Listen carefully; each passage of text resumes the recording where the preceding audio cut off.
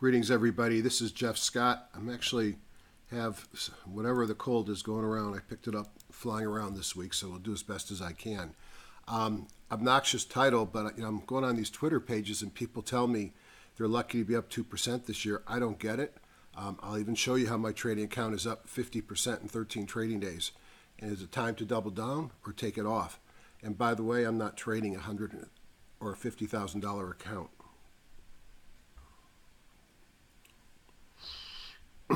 This is for educational purposes only. Any recommendations from the spirit of education, not investment advice. I'm a doctor, not a broker. Most physicians lose money with their investments. I am independent. I pay for all the tools that I use, and no one says for me to say good or bad things about them. Trading involves risk, and you alone are solely responsible. I start with a brief PowerPoint. After the first couple of slides, the PowerPoint are actually shots of current market action that I put together to speed up the program. I trade under the discipline be your own guru, and I've been influenced by some very smart people. I started with Cancelim, improved by Woodward and Brown, George Lee, my buddy on the West Coast in Canada, Gil Morales, Chris Katcher, Van Tharp, Position Size Money Management, Cigar from Superior Profit, and then someone's become a close friend down here in Palm Beach, John Person, author, got some great indicators on toss, Thinkorswim. Great teacher, and become a really good friend of mine. He's really taught me how to go from picking which stock to buy to actually making money trading it. I own a lot of programs. If I was on a desert isle, or as the case will be in a couple of weeks, sitting in Vietnam, I'm going to have a computer with me with Tradestation and Thinkorswim, probably HGSI and EdgeRater, and Superior Profits Q tools. The rest of the stuff I can live without on a day-to-day basis. When I say Tradestation or Thinkorswim, I'm talking a lot of different indicator sets. Here's the website for HGSI. I have nothing to do with this site except that I'm a staunch supporter, and I started doing these videos probably 2003 to provide customer support to new users. Always unpaid, volunteer. You do that when you like the program and you like the people. Stock patterns are cyclical. Well, it certainly looks like we're in the midst of a great markup stage with a ferocious move off the bottom. I keep in mind that we are rapidly approaching one of my pre-planned targets, which is the 200-day SMAs, and that's a couple days away. And as we're showing a lot of overbought signals, that's something that we have to be aware of. Therefore, I was very hard on the left the last couple of weeks. I got very aggressive. We'll talk about how I managed my Netflix trade. I actually took some profits. Verisight I took off this week. I thought about taking CHGG off, but maybe I should have. Netflix is no longer a story for me, and we'll talk about that. I've got Amazon earnings to worry about, and I'll talk about how I'm going to manage that. This market could quickly turn around. I have to be aware of that, but at the same time, I don't want to miss the opportunity. Now, this system didn't give me the grains, but I don't think anybody here cares about it. I think it's pretty clear that Friday was a super strong day in the market. Wherever you look, there's green, a sea of green. If I look at the major markets, upper left, E-minis, Nasdaq, YM futures, lower left, IWM, the VIX, and the dollar. You clearly can see that we've broken through V-bottom, little pullback, broke above the 17, little pause at the 50, and a breakout. And why wouldn't we expect the same thing to happen at the 200? A little pause, and then we'll decide whether we're coming back to retest or we're going to go on to new highs. They all look the same. E-mini, Nasdaq, notice daily buys have been in play for quite some time. Most of the month, frankly. The YM, same thing. This was the 26th, so right around the 1st we had buy signals. The IWM, which had been cratered, is actually above its 50-day moving average as well. The VIX is still not down to the areas where it was before the market volatility came in, but it's come down significantly. And the dollar is sort of, I won't say no man's land, but it looked like it was pulling back, and it certainly feels like the dollar's going higher, although it hasn't truly made its move yet. On the weekly, as I pointed out last time, the E-minis and the IWMs clipped their 200 weekly moving average, which is their 1,000-day moving average, and you could see they're all coming on the weekly charts as well into their 50 weekly moving averages, which is going to be close, I guess, to that 200-day moving average. So a lot of overhead resistance is coming. Rates stabilize an inch higher. I guess that's a good thing. because as the market was selling off in fear, the rates kept going lower. As you could see, both on the 10-year and the 30-year, there was a slight upward turn this year. Rising rates are good for banks, especially regionals and insurers, and I saw that on my review. If the yield curve, it's flattening as it's coming down. It has not gotten to the inversion levels, but it's clearly flattening, and we'll have to be following that. I'm not sure short term if that's good or bad. I think longer term, when they start to tighten, when we start to improve, then that yield curve will go back up, and the markets will probably have some pullbacks. The small stock and the large stock AD lines are pushing back towards prior highs and have been accompanied by bounces in the market. If you look here in white, this is the NYSE. Yes, it's still got a ways to go to get to the prior high, but look at all the major ETF categories, the diamonds, Qs, spiders, IWM, transports had a massive bounce. And with rates going up, you'd expect the TLT to come down. And it and gold have been pulling back. I think I'm going to add gold to this chart as well. If I look at my long-term breadth, like the 200-day stocks above the 200-day moving average on the left, we're still pretty low in the pattern. But from a short term, we're getting clearly overbought. And you can see the stocks above the 40 and the new high, new low ratios are approaching reversal zones. So what does that tell me? Is we still have most of the stocks below their 200-day moving average. We're probably going to have a short-term pullback. But my guess is we continue to go higher after a sideways or a pullback. Now, the Daily McClellan setting new highs on the oscillator for years. I circled these just to see that we had one V and a couple of more complex. So is this going to be just like we had back in early 2016 or 2018 rather, or is it going to turn into be something more complex? And if I look at the weekly, you can see going back, getting pullbacks like this is certainly not unusual. V bottoms occur, but more likely they occur as more complex bottoms. Now, this is where it gets kind of interesting. Here's the current buckets. 96% of the stocks in the S&P 15 are above the midline of their Bollinger Bands. Wow, what a difference a few weeks make.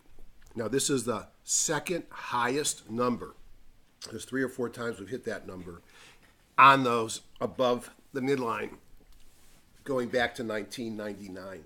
So that gives you a sense of how overbought this market has become very quickly. Now, interestingly, although it's overbought, we're so far down in the pattern, we still have few stocks above their top Bollinger Band. So not necessarily a bounce level yet or a pullback level, but getting close.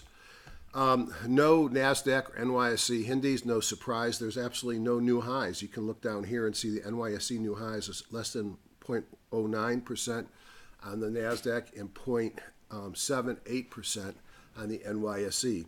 So those won't be an issue until we get to new highs. Market tone continues the most bullish that we've seen it. Still a lot of volatility as shown here.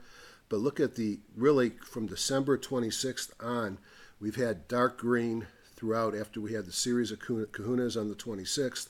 We've had some more as we went. Sector strength sizzles except for the utilities, which lost power. Big shocker, rates going up. You'd expect utilities to be weak. Canaries in the coal mine. Well, we've had a fairly huge move off the bottom. Now it almost looks like they're pausing to refresh. They've broken their downside channel. It wouldn't shock me and probably would be healthy to go sideways and maybe retest a little bit before it goes on to try and break that 200-day moving average. I will continue to watch it. Yes, price line is now called bookings. I know that, and that's taken account of in the chart. Using Q in brown, I have 1-day performance, 5-day performance. In pink, I have 1-day performance. One can see all the sectors were up. If I look at sectors and I look at the ones with the highest pace over 1 day, look at energy. Energy really changed about 2 months ago and has been leading the market. If I look on energy, I could see that right now the strength is in drillers, equipment, and exploration. If you look at Friday, it was exploration. So I was curious about oil and gas equipment and services, and I went, and we'll talk more about those stocks. I'm looking at Baker Hughes GE. It's hard for me to ignore their fundamentals, their growth rates. in a beaten down stock. I'm currently in Halliburton. Now, it's been years since we talked about E in boxes. E in boxes, for those who've been to my live programs, are a way of slicing and dicing the market at a given date to get a sense who the new leaders might be. And they have not let us down, where the S&P 500 since the first is up 6.4%. Well, how do I get a 50% return? One, it's how I trade them. And two, look at some of these groups, 16, 11, and 10. So off the bottom, it looks like E in boxes are leading the rise. Now, this is a slide from 12/16. Now, it's a week too soon. But what I said was, don't rule out the unexpected, and that we could have a V bottom, and that here was, I think, 1998, where we had a 53% recovery to new highs over the next 193 days after a 22.3% correction. Very similar to what we're doing now. Now, that doesn't mean we can't fail at the 200, and look how it stalled here. How it sort of stalled here at the 17, broke right through the 50. But I've been hopefully more bullish over the last couple of weeks. Sometimes I'm afraid to be as bullish on these as I am internally because some people actually do what I think I'm doing. If we look from January 1st, this is another story about this market. This is from EdgeRater. It's a warehouse review. I took the fundamentals from December 31st and said, how have stocks moved since January 1st, and was there anything that seemed to matter? Well, here's ERG, earnings per share group plus relative share rank plus group rank.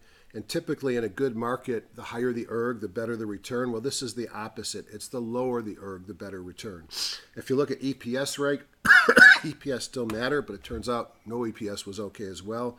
Lower relative strength stocks had a better return, as did group rank. Stocks that were distributing back in the end of 2018 lead, and box 7, the turnaround box, is the best box. So high ERG, high growth stocks are underperforming. Interest being recent laggards lead the market higher, low ERG, low relative strength, weakest groups, stocks ending year in distribution, in box 7, turnarounds lead. My thought on this is that there was liquidation of hedge funds. There were largest outflows ever reported from stocks and mutual funds. That, am I going to sell Amazon and Priceline and Google to raise funds, or am I going to sell AT&T? I'm probably going to sell Amazon, Google, Netflix, Facebook, bookings, etc. And those stocks, which were extremely weak into last year, have had a massive rebound. Now, you got to know your news and earnings. Obviously, Monday will be a light day. And aside, for those who participate in my Palm Beach meeting, I will be sending out tonight that we're going to do another live meeting on Thursday, January 24th at 8 p.m. Those that participated, please send me any questions. This is sort of my catch-all. And then, Cigar, if you're seeing this, if you have interest or availability, let me know. If not, we'll schedule a different time. We are getting into the heart of earnings seasons. This is my statement. It's a judgment call to hold stocks over earnings dates. It's bad judgment to not know when your stock's earnings date is scheduled. Whether I'm using Thinkorswim or TradeStation or HGSI, every chart, and even TC2000 has the earnings date on the chart. Now, unfortunately, I'm aware they're not always accurate, but at least has me thinking. Now, this is usually pretty good. This is Earnings Whispers. They put this on Twitter. Look what we got this week. We opened the market Tuesday before the market, J&J Halliburton. Bank of America is already out. That was a big one for me. We got a bunch of regional banks, which, spoiler alert, they look strong. We've got some insurers starting to look strong. The biggies. Thursday, after hours, one of these days, Amazon's coming up. I've got to go back and check the exact date. We'll look at that in a second. Amazon's a big one for me. I think everybody knows that. I thought Amazon was this week, but looking at this sheet, I don't see it here. That doesn't mean I don't believe that, and I'm going to go and verify from a second source. But Amazon is one I want to talk about today, about how I'm going to manage it. Market thoughts, we've had a huge move off the bottom of the Christmas Eve massacre. Dollar holds while rates start to creep up despite Brexit concerns and federal shutdown. Markets enjoy a broad-based rally despite news flow as the Feds take on more dovish stance. As they say on TV, the put is back. Long live the put. Risk is increasing in the short term. 12-week new low at extreme. Stocks above 40 near extreme. Bucketology, stocks above midline of Bollinger Band, second highest in 20 years. Hard to fight the trend, though. Rising rates, my favorite banks and insurers, while putting REITs, dividend payers, and utilities at risk. My game plan, I took profits. I'm not kidding. Maybe I should just close off and go home. But this could be a massive return year, so I don't want to do that. I closed my bear put spread on remaining Scott Synthetics. Remember, Scott Synthetic is I buy a call and sell a put at the same price, and then I buy a put underneath, essentially paying for my call with a bull put spread. If the stocks go against me, I lose on both legs. If they go up, I win on both legs. I've started to close out the bottom leg, 2 legs. I'll continue to look for the long side now, but do expect short-term reversals and keep a keen eye whether there is a pause to refresh as we move towards the 200-day SMA reversal or continued breakout. I walked you through my Netflix trade in great detail this year. I did that because I did not believe that this was the year to go all in and that I was much more careful as far as earnings came. That said, I did go all in earlier. I showed you this, that on the 28th of December, I bought a 260, 380 spread, and earlier in the month, I had a 300, 330. These are call spreads. Both were profitable on the 6th and up 80,000 after just a few days in the trade. I felt risk was higher this year, but seasonality is seasonality. I said I'd close out the at-the-money calls before earnings, and I will take advantage of increasing volatility and sell the 260 and roll into an out-of-the-money call before earnings announcement, thus ensuring my profits but giving me upside. This past week, this was published on the 13th. Netflix was up another 13.5%. I decided on Thursday of that week to lock in profits, and I closed the 260, 380 bull call spread for a massive profit. I wanted to keep in the position but limit my downside, so I bought a synthetic stock at 320 and a protective put at 310. I reduced the cost by selling the out-of-the-money call at 390 for $3.09. Thus, I was controlling Netflix at 320 up to 390 for $16.18 and capped my additional loss potential at $310. As I said this week, I likely will close, and I did, the put spread before earnings. So what happened? I closed out most of my position, but I ran 10 contracts into earnings. Since bought the 320 synthetic, Netflix steadily increased and was trading around 352 on the morning of the earnings. As I mentioned, I felt more risk this year, plus stock was up over 127 at the recent peak from the Christmas Eve lows. I rolled my protective 310 put up to 350. That cost money. I rolled my 390 short call to 370. That created money. I used the funds from the short call roll to finance some of the long put. I had a goal of keeping the majority of my profits despite the volatility crush. Now, what happened was it dropped from 352 to 338. That would have hit me for $14,000 with that drop. I was down about $3,000 on the day because what happened, the 370 call gave up $4.45, positive $8,000. The 350 put picked up a little bit, was up $560. The 320 put that I was short actually lost value with some volatility crush, creating $1,560, and I'm still up $38.40 on the original call. So all in, I'm still up $14,000. If I had a 320 call and the stock was trading at 350, then I had $30,000 minus the $23.71 I paid for it. So I had very little profits in that. And now I've created $14,000 profit and eliminated my risk. My plan this week will let the market cool down, probably take the short position off and put some money in my pocket. Tonight's agenda will be the usual top-down review, and let's get started. Pause it for one. All right, continuing on, it looks like Amazon does not report until February 7th. So I'll still talk about what I'm going to do. But it's important that you know these things. Now, I could have gone into Tradestation and look at my current holdings. Actually, I have to go to this one. And that's not populating. I think there's a problem with the indicator. I have to update it. But typically, I'll populate my earnings dates there, so I've got to check that. But I could look in Thinkorswim, and we're going to look at this a little bit, and I'm going to share my results because I told you what I did. I got to stick to it. I did have something weird happen to my account, though. Market Watch.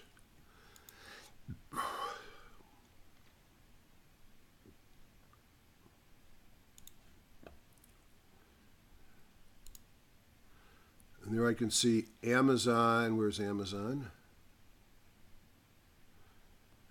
It says 131. So it's sometime the last week or first couple of days of February. So I'll have to pay attention to that. Notice this column has the next earnings date. So I told you what I did, so I should prove it to you. And you could see I'm up $522,000.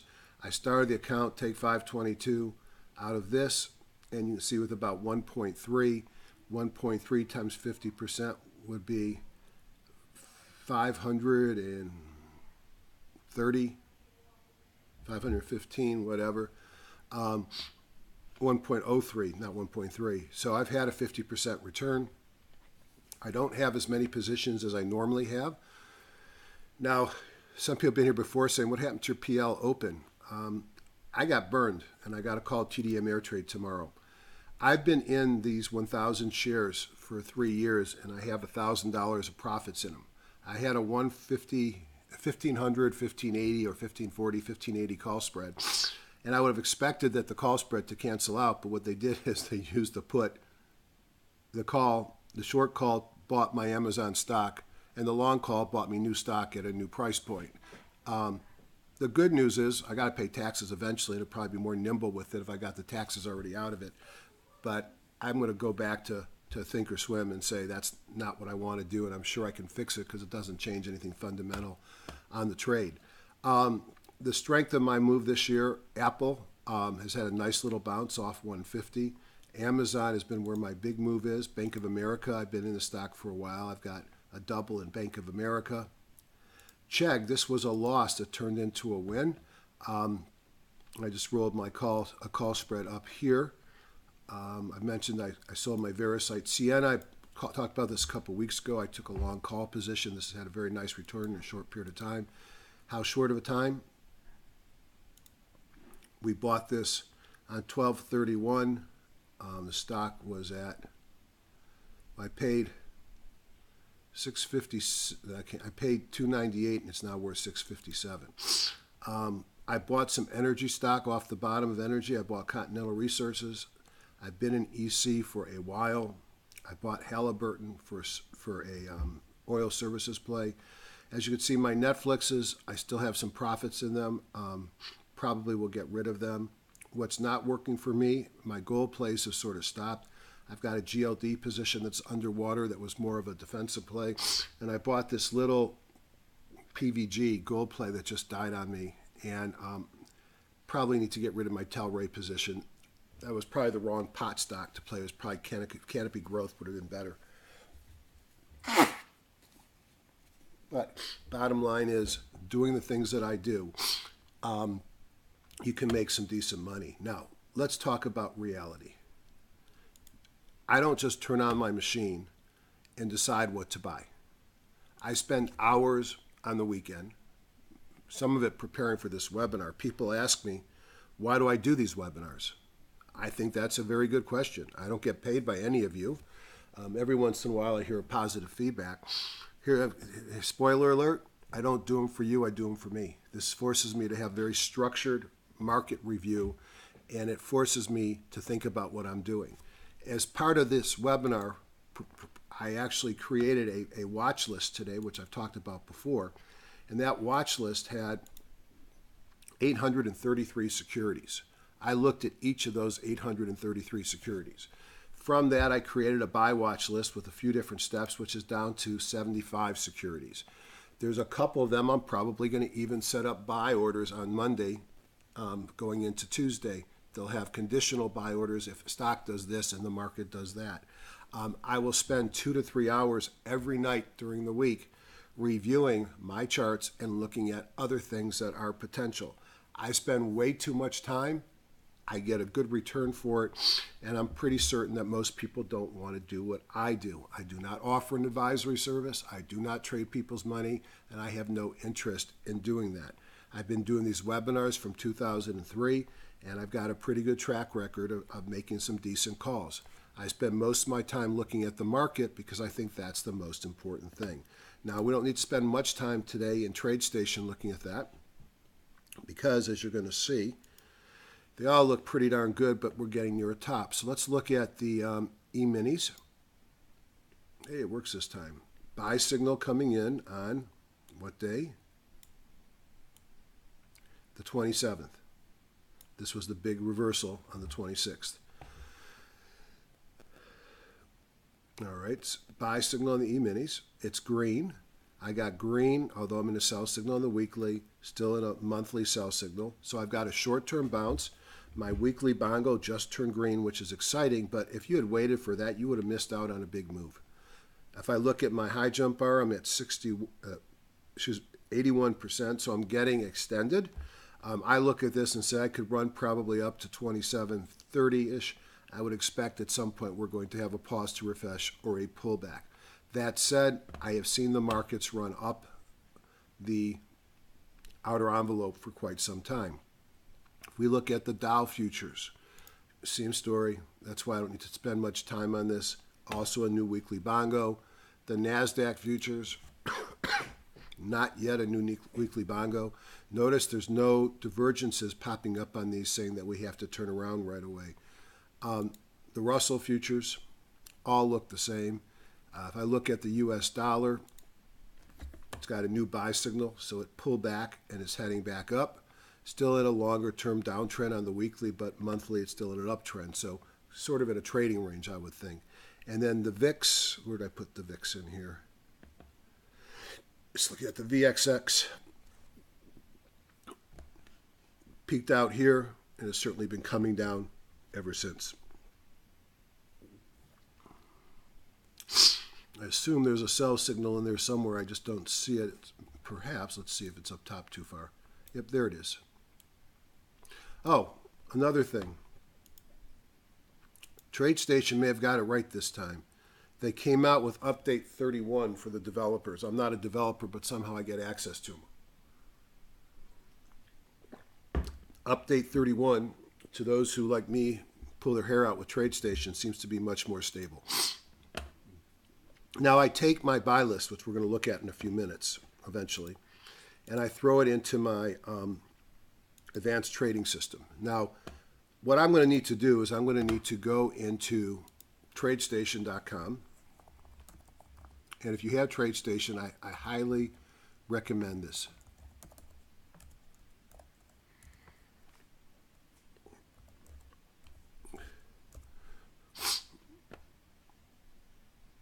And it helps if you spell it correctly.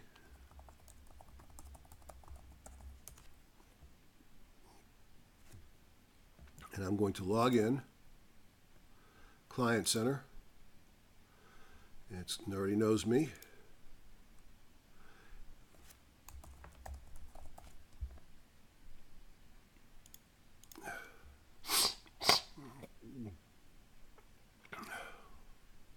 All right. Spoiler alert, I don't keep much money in that account. That's my demo account, so I'm not giving anything away. I'm going to go into support. I'm going to go into Tradestation, easy language support. I'm going to go to Guru EPS. Hit go. Search in progress. Indicator for the next earning release, updated on the 19th. And let's see. Yep. For right here is a new version. So I'm going to download it. And when we get done, I'm going to have to install it into my various computers. But that way I'll be able to get my earnings per share date before or after the market opens in days. And that's free for any of you. I put my top stocks into this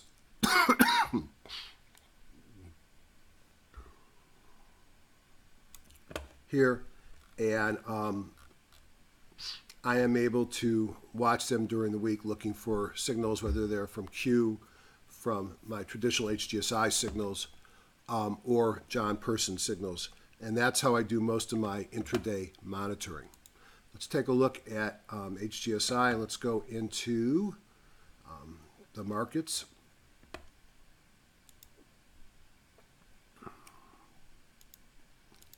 So this is the first thing I do every night. And I want to push this up so I get the top 24. There are 24 basic industry sectors, gold, silver, that I like to look at on a daily basis. And I look at the top-down view to give me a sense of what's working. Now, at the top, I'm going to find with raw combo, industrials, transports, mid-caps, Nasdaq, small caps. This is why you feel so good if you're owning stocks. At the bottom, gold, silver, bonds, volatility, gold, treasuries, dollar. Interestingly, some of the big stocks, the Nasdaq 100s and the S&P 100s, were near the bottom of the list. Okay, then I go into the S&P 500.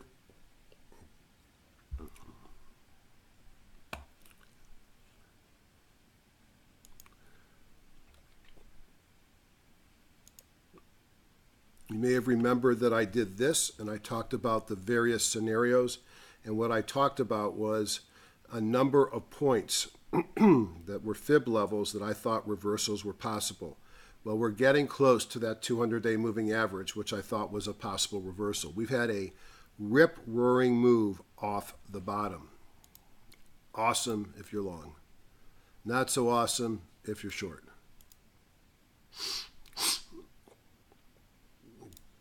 Notice that we've had some eurekas off the bottom as well, and that the weekly bongo up here has turned green. So that's the S&P. That looks strong, as we already knew that. I'm going to go fast here. Dow Jones Industrial, like everything else, is going to have to get above that 200-day moving average. Its weekly bongo is green. The Nasdaq Composite. Now, these green eurekas will not change because they're on the market, not on an individual stock. Nasdaq has a ways to go to get to the 200, but it's failed. It's failed. It's potentially going to fail there again. And then the Russell 2000, similar story. If I look at the dollar, where I showed you to come back off the top. Now, the dollar's been in a big up move since the beginning of 18. It peaked up here. It's pulled back. It's still much closer to the top of its range than the bottom, although it's been chopping around here underneath the 50-day moving average. Dollar up this week, though. If we look at volatility, we can see volatility is coming down, but not quite to where it was at the end of 18. If dollar is strong, what does that tell you that gold's going to be? Gold has potentially peaked. I don't know if I'd say it's peaked or not, but it's turned over here, and I expect further weakness in gold, kahuna to the downside, and similar picture for silver. If rates are holding their own, moving up, then what do I expect TLT bonds to do? I expect bonds to look like gold, and they do. I'm not a big bond guy, although I did take some bond positions at the end of last year. All right, now, after I've done that, I want to go and look at what sectors are leading, or industry groups are leading the market. And HGSI hit number 7, hit the warehouse view, and you can see I've got 174. If I look at where the 2-day forces to the upside, I see these are the ones that come to the top. So let's take a look and see if there's anything to like in here. There are. Nvidia. Is it time to get back into Nvidia? I love my son, and he's learning how to trade, which is exciting. He's actually paying attention. I'm teaching him. He called me up this week and said X, Y, and Z. Back to where he bought them, he's selling them. And that's why when we hit things like the moving averages, these things pull back, because if I can only get what I paid for it, I'll sell it. So if we look at Nvidia, I think Nvidia, rather than a time to sell, is potentially setting up a time to buy. Breaks above the 50, I'd probably set my stop, not much below that 8-day exponential. Earnings per share growth, not great. It's had a big pullback. Nvidia is on my buy watch list this week. Micron, falling knife, but it's got a higher high and higher lows. It's got a pocket pivot. I can't buy this right here. I'd like to see DRAM prices stabilize, but historically it goes up before DRAM does. AMD, now here's one that did our favorite little curve, and now it's sitting on top of its moving averages, had a mobile breakout and a pocket pivot. This is what I talked about last week. I could be nibbling here. I like that.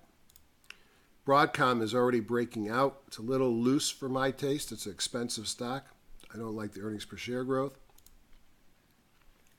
Intel not above the 200. NXP, prior acquisition target, blocked by the Chinese of Qualcomm, too far down the bottom. So I've looked at these, and clearly AMD and Nvidia made my interest. Exploration and production, pick your poison. A lot of familiar names. Moves off the bottom for many of these stocks. Here's Devon Energy, broke above the 50. Have your stops tight. Oil prices can drop, but as long as oil prices go up, this one's got a long run to make. ConocoPhillips, I believe, is next. Already making its way. Got to get above the 200. EOG Resources, looks like Devon. Accidental, looks like Devon. Hess, looks like Devon. These had a big move off the bottom. They're still down from their highs. Exploration, high on the Q scores as well. I have a couple of them. The charts all look that way. Third one down is Ecommerce Discretionary. So I have a lot of Amazon. Well, a lot dollar-wise Amazon. I have less Amazon than I've had in a long time. Now, I'm looking at this, and let's just take a look at a couple of things. So the earnings, here it says 131. That's my birthday, so how could they not be good earnings? As I look at Amazon here, we are right up at resistance at the 200-day moving average. That's got to be concerning. I had a red candle high. I think that this thing is likely to go sideways here, maybe pull back a little bit. So I'll probably start thinking about putting on some protection this week. What does that mean? So let's look at a couple things. If I look at Amazon under the trade button, and I look over here, the expected move between here and let's say the 8th is 134 points. I'll still be up for the year nicely with 134 point pullback, but boy, I will be pissed. So can I protect against 134 points? 134 points up from here would take me to about 1830. So I will probably look at constructing something along the lines of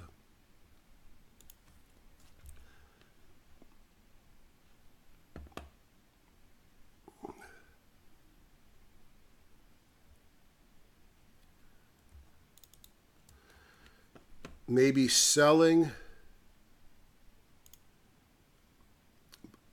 I want to buy a put at about the strike price. All right, let me try that again.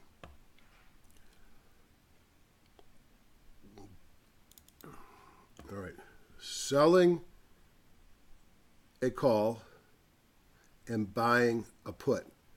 Now, I'm probably going to want to sell a call that's up quite a bit. So I'll set it up to 1830 so I don't get my stock called away. That's going to reduce the value of the call.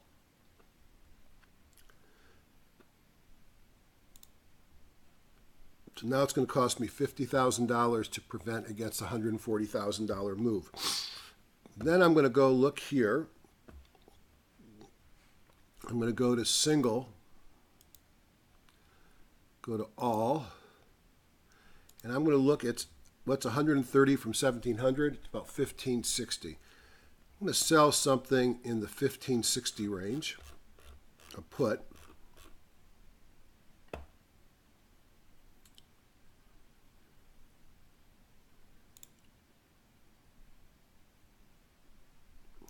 So what I've created for $28.55 a share, I am locking in the strike price at $1,700 by buying a put. Now, since I'm paying essentially $30 for this spread, it would have to move $30 for me to actually make money on this. So if it dropped down to, say, $1,600, if it dropped 100 points, I would lose $70. Now, the call would start to expire worthless as it moved down, and that put that I'm short will start to go up in value. As long as I don't go down to that short put, I'm fine. Let's say the stock drops to 1500. I will be protected between the 1700 long put and the 1550 short put, but that spread will be closed out, and so between 1560, 1550, and 1500, I will lose money, but I've limited my loss. So this is how I handle Netflix. This is probably what I'm going to do with Amazon, and I will be checking this during the week to see what makes sense. Now, that is an expensive spread. If Amazon goes up 200 points on earnings, let's take a look what expectation is, then I'll have to buy that callback, but I'd rather buy the callback than lose my shirt on the trade. Because if I buy the callback, it's only because the stock has gone up in value. That's how I look at these things. Now let's look at some seasonality.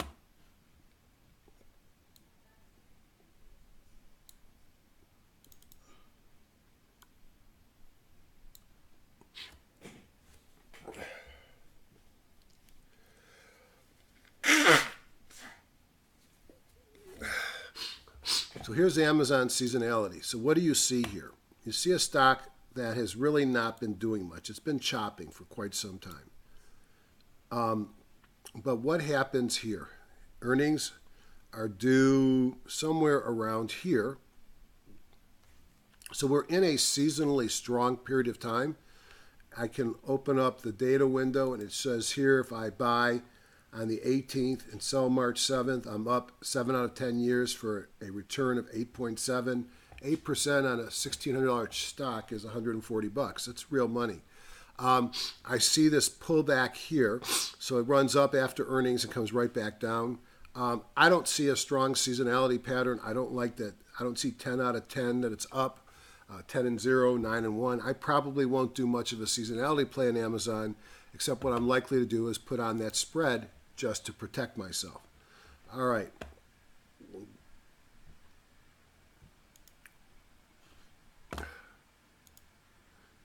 Alibaba, downtrend, nice move off the bottom. It's still got to get above its 200. A lot of people like my son selling it.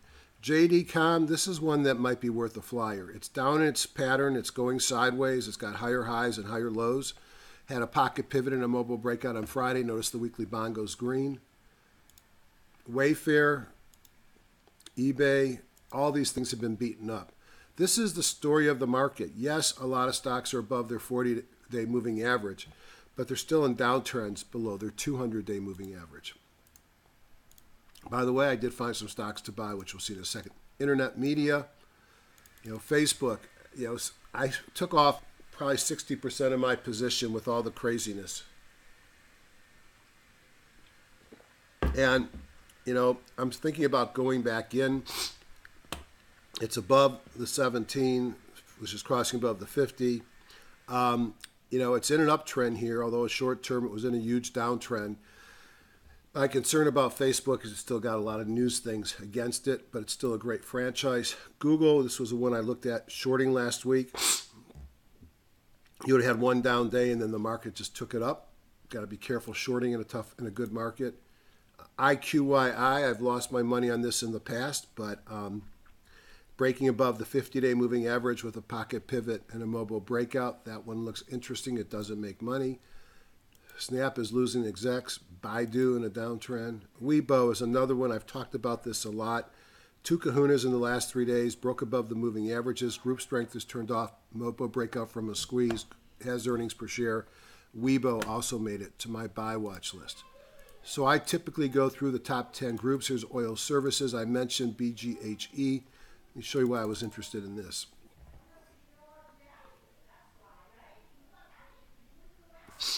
Down in the dumps, kind of where Halliburton was. It pulled back and tested its 50. Group is strong. It's got earnings per share coming in. It pays a big dividend. I thought this one looked interesting. I have, as I mentioned, some Halliburton, which has already started to break out from the 50, but it looks a lot like Baker's Hughes. But BGHE seems to have better fundamentals. Excuse me. Other consumer products, can you say Kronos Group? Man, I blew it on this one. you know, when you're starting to get hurt in the market or the market's tough, you take things off that you probably should have left on. I gave this up here on this. I said, it keeps running into the same area and rolling over. I should have stayed or got back in. Kronos is a leader in the marijuana world, pot stocks, and then Canopy Growth is the other. Of course, the one that I'm in right now with an option spread, which just killed me, is Tilray, and I probably have no business still being in this stock. It doesn't look like it's done much. It's just an expensive stock. I bought it as it was breaking above the 50, and it came right back in. Application software. Yeah, I talked about the top, at least the first and third one and the fifth one several times. Let's just look at them. Salesforce.com. It's an expensive stock, multiple-wise, but what a great product. And it seems to be moving up again, like Salesforce. Twilio, another one where the fundamentals don't seem to match the pattern. That's one of the best-looking charts, although it's a little loose in here in the market right now. And then the other one is Momo, where it looks like it's coming back up here, lower in the pattern. I do like all three of those. Banks. I showed you that I have a significant position in Bank of America. This is the small banks, and they have a very similar pattern. Beaten up, and now they're starting to move. This is SunTrust, Citizens Financial Group, PNC. I thought their earnings were not good, and it still had a nice move. M&T. Now, if you don't know which one to pick, you can always pick the regional ETF, which looks just like the stocks does. Pays a 2% dividend, and you have individual name risk eliminated. IT services made it to the top 10. First Data is being acquired by Fiserv. So it had a big move up here. IBM moved up on that. I've been liking BZUN. I've made money on it on the left-hand side. I'm wondering if it's something I want to play with again. It's going to have to clear this 50-day moving average and hold it, but it had a pocket pivot, a kahuna, and a mobile breakout from squeeze this weekend. DXC Technology is another one that's moving up off the bottom as well. We're not talking about a lot of high-growth stocks with great moves. The stocks that are working are the ones that are bouncing off the bottom. And then lastly, Diversified Banks. My favorite is still Bank of America. 12% move in the last 5 days. That's good for me. Breaking above the 200-day moving average. Weekly bond goes green. I like being in banks, especially if interest rates start going up. And Bank of America is more of a retail play rather than a investment banking, and it didn't have to deal with some of the issues that were affecting the trading desks. So once I've looked at the groups to the upside, I look at groups to the downside. With the market as strong as it was, you don't expect to see a lot of groups to the downside. Precious metals and healthcare facilities. Autos were down. Why? Because Tesla came out and said they're going to do a 7% manpower reduction. They also have some big debt coming up. Spoiler alert, how did people not know that? You have a new bongo negatives, forces negative, mobile breakdown, broke below the 200-day moving average, pocket pivot to the downside, and a kahuna. Target's got to be to get back down here and take out or these lows around 255. So that's how I looked at the market. Let's see the buy watch that I came up with. And again, I come up with a huge list of stocks, especially this week. I don't buy every stock on this list. I can't do that. Who could do that? But what I can do is I can load every stock here into my Tradestation platform or my Thinkorswim platform and look for signals. Same thing in Thinkorswim.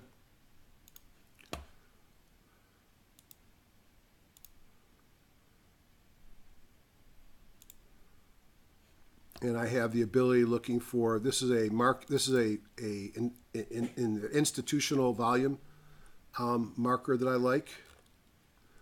This doesn't look like today's list, is it? No. All right, let me make sure I got the right list in there.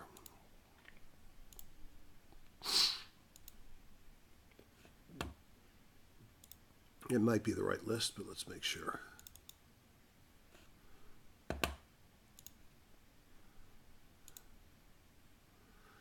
a big list. So I look at institutional buying and selling. I shouldn't have any selling if these are my buy watch. I can look at who's got buyable gap ups. I don't think we saw very many gap ups last week. We saw a couple down here. Fiserv and Vips had them on Friday. I can look for pocket pivots. I can see a bunch had them. The ones that have not available are usually stocks that are IPOs. I can look who's had kahunas. I can look at high closed dojis. No, this is not something that is built into Thinkorswim or available. I can look at, I don't think that does anything for me. I can look at where am I with a chandelier. Did it just turn positive? A recent chandelier flip, like for example, I mentioned BZUN. I see it's got a recently chandelier flip to a buy. It's got a kahuna and a pocket pivot, and it's got a 1.0 under my market relationship. That's a strong signal. So I'm watching that during the day. So I have a number of indicators, whether I'm looking at TradeStation or Thinkorswim. Back to my picture here. Let's go back to here, and let's just see what I had looked at, if there's any other comments I want to make. So if we look from a sector perspective, lots of financials, lots of technology, and still, even though communications has been weak, I saw a number of communications that looked interesting. If I look at industry group, banks.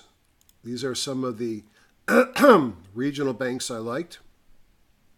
I liked ERI, which is a regional game or a U.S.-based gaming stock, so it won't be at risk for Macau breaking above the 200-day moving average. Great earnings per share growth, especially compared to multiple, under some demand.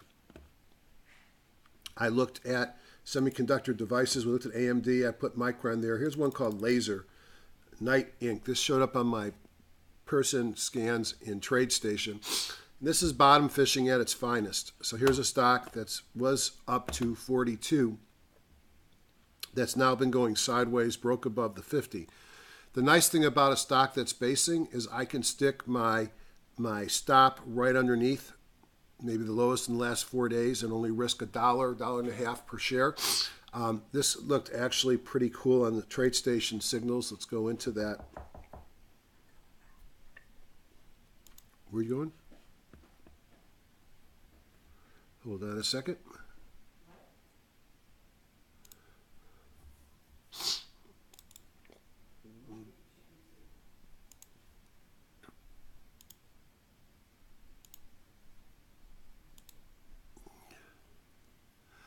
Isn't that nice? My wife's going to get me chicken soup because I feel bad. So here's Laser. It's going sideways. Notice the person histogram on the weekly has crossed above. His volume indicator has crossed above. We're in a squeeze on the daily. OBV breaking out. It's in a daily and a new weekly buy signal. This reminds me a lot of a stock that I found last year called Tandem, where it wasn't about the fundamentals. It was about a stock that looked like this when I saw it. And in April, I came out and said, I'm buying it around $6. And this was my stock of the year last year. And it ran up to $52.50. So I like that Laser. Not saying that's what it's going to do. I mentioned Weibo. Truckers looked interesting. JB Hunt, probably not at a good buy point. And it had a big move up on Friday. But transports were incredibly strong. They probably benefit with this Chinese buying. Pocket pivots, kahunas, mobile breakouts. Would have been a viable gap up if it wasn't in a downtrend. I also like Old Dominion. Probably easier to buy for me down here. It hasn't run away as much. So these are the longs that I looked at. Many of these we've already mentioned. Excuse me. And then the shorts that I looked at, and I'm very tepid on the shorts because I'm not shorting anything right now. The trend is your friend, not your enemy. But if I had to short, TLT looks like it's rolling over with rates going back up. Gold, we already talked about, looks like it's getting ready to roll over. Notice the mobile breakdown, pocket pivot to the downside, and a kahuna, and the volume breaking down. Tilray, I already mentioned. Here is a airline, Ryanair, big downtrend. Looks like it's about to take another leg down. Tesla, we mentioned. Netflix, this is an interesting one to talk about.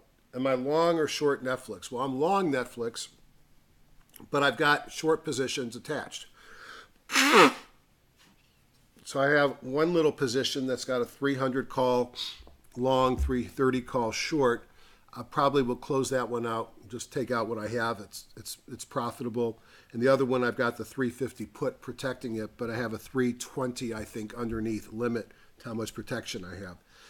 Netflix looks like something that if it doesn't hold here, I mean, folks, in a market that was as bad as it was, with as many people complaining as they were, how often do you have a stock up to its max go up? That's not what I want. Hold on, let me try that again. Start down here and end up right here. Go up 126 points, 54% in 14 trading days. Woohoo! Now, when should you have bought it? Well, I showed you when you should have bought it. You should have bought it when it was breaking up here above the 50. I was talking about buying it here. I noticed the reversal here with the kahuna and the kahuna again here. Even buying it late, you would have made some decent money, but not necessarily holding it into earnings. So I think Netflix is interesting. Auto Home Team has what was big leader, but that is a big reversal candle on Friday.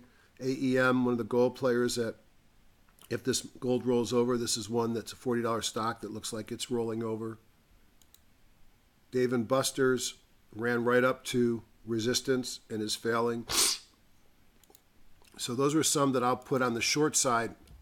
Again, I'm not entering any of these things on the short side right now. I put them there to watch to see what the market does. So, just in summary, this has been a huge start to the year. At some point, junk off the bottom isn't going to work anymore, probably sooner than later.